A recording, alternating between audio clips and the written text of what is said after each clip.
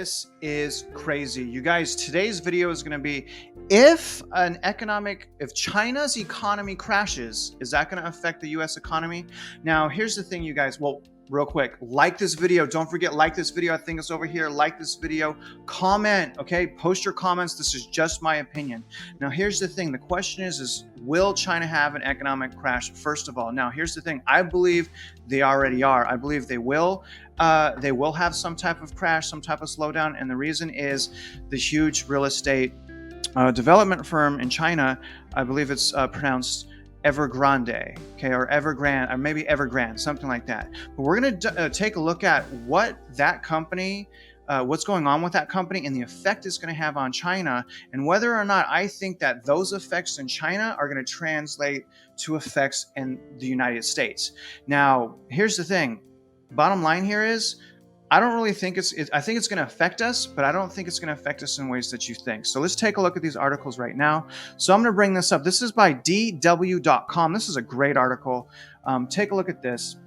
It's titled, Why China's Property Crash Isn't a New Lehman Moment. Now, I'm going to compare what's going on in China right now compared to what happened in the United States in 2008 and 2009. Now, in 2008, 2009, in the US, there was a lot of financial institutions that bought mortgage-backed securities. So when the real estate market crashed hard in 2008 and 2009, it also created a financial crisis, and we had to bail out financial institutions. Okay, that was massive. Okay, so I kind of see something like that going on a little bit in China right now, but the differences are extreme as compared to how the US dealt with that and how China as a communist region deals with it as well. Okay, so I'm going to pull this article up, Why China's Property Crash Isn't a New Lehman Moment. Okay, now here's what's very interesting. I want to pull up a chart here before I go into kind of the bullet points.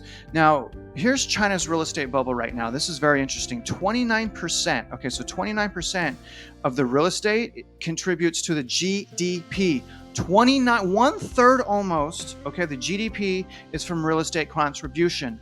Think about that for a second. So if China's real estate market crashes, the financial institutions, just like the US, are going to get hurt. Okay, so let's just go on here. Now, 5 trillion is owned by China developers. Remember, the biggest one is basically going under. I don't know how it works in China, but it is underwater drastically. We'll take a look at that. Now, there's apparently 50 ghost cities, 65 million, look at this, 65 million empty homes. That's wild, you guys. 69 million empty homes. I don't even know how that's possible, but we're not going to look at how that's possible. We're going to look at the financial effects. Now, here's what's interesting. Okay, so first of all, one of the points here is new home sales plummet by 1/3 in China. So 1/3 of the GDP is real estate contributions, and then 1/3 of that has plummeted as far as new home sales. So think of that. That's a massive, massive effect. Okay, so something's coming. Something's going to happen in China. That's definitely my opinion. But here's the thing. In the US, we bailed out the financial institutions, and as property owners, we did pay the price. Okay, we lost a lot of equity. We got hurt with the financial market, but there was a little bit of help, from the government. It was a little bit spread out. Now, China, I believe what's going to happen in China is they're going to pass most of the suffering potentially on to the residents and homeowners and developers. Okay, but I believe China is going to manage it. They're going to just go in and handle things, whereas in the US, we have certain rights. I think China is going to blow right through that and just really stop themselves from suffering too much, because I believe they know that them suffering is also going to potentially affect the world economy. Maybe not the US as much, but it will affect the US in certain ways. But look at what this article is going on about. Property owners in China will bear heavy losses, okay, similar to in the US when that happened. So the property owners in China, they're going to get hurt, quite frankly. Okay. Now, also, as I was saying, it goes on to another bullet point. The developers are going to go under. So any of these developers, these businesses that were really overly investing in real estate, just like in the US, they're going to get hurt. I mean, it is going into it like crazy here. Okay.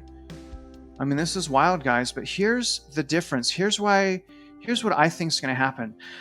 I think it's going to create more inflation. I think China's going to get in there. They're going to, print money or do whatever they got to do, and people are going to have to be taken care of. They don't want to be, they probably don't want to have any riots. They need to maintain, you know, respect and over, basically over their citizens, first of all, and over the world. I think China is just going to create more inflation. They're going to have to raise the prices to the world. A lot of people depend on China. I think that's going to hurt, the world in the inflation standpoint. But is that going to hurt the U.S.? I don't know. Will China's having to go up in prices hurt the U.S.? I think it will. I think it's going to hurt us even more. We already have inflation. But will it make us less reliant on China? Will we have more competitiveness now in the world market? I think that's very possible. Now, as far as our real estate market, you guys, I don't see us having a crash in real estate because of qualified mortgages. Back in 08 and 09, all that crash, there was a new law and legislation that was passed called the Dodd-Frank Wall Street Reform Act. Quite frankly, our buyers these days for homes are well qualified in comparison. So our house market is a lot more stable. So really, I think that if China crashes, I think it's going to increase the inflation at first, but I also hope in turn what it's going to do is cause us to rely less on them. Okay, so could it potentially help us? Maybe eventually, maybe in certain ways, but I think it's going to be very important to watch what happens. I would still say invest in property, invest in starting businesses, in the US, if not even more so. Be confident on a lot of things that were built in the United States, whether you're Republican or Democrat, no matter what the state. I live in Texas right now, so I'm going to say, the very worst thing that can happen if you buy right now, like if you buy a home right now, is you're going to have to hold it maybe a few years before you get equity back or equity growth back. But there's tax advantages as well. So you guys, all I'm saying is it's business as usual. Make your money, save money, don't spend recklessly, leverage your credit, invest, okay?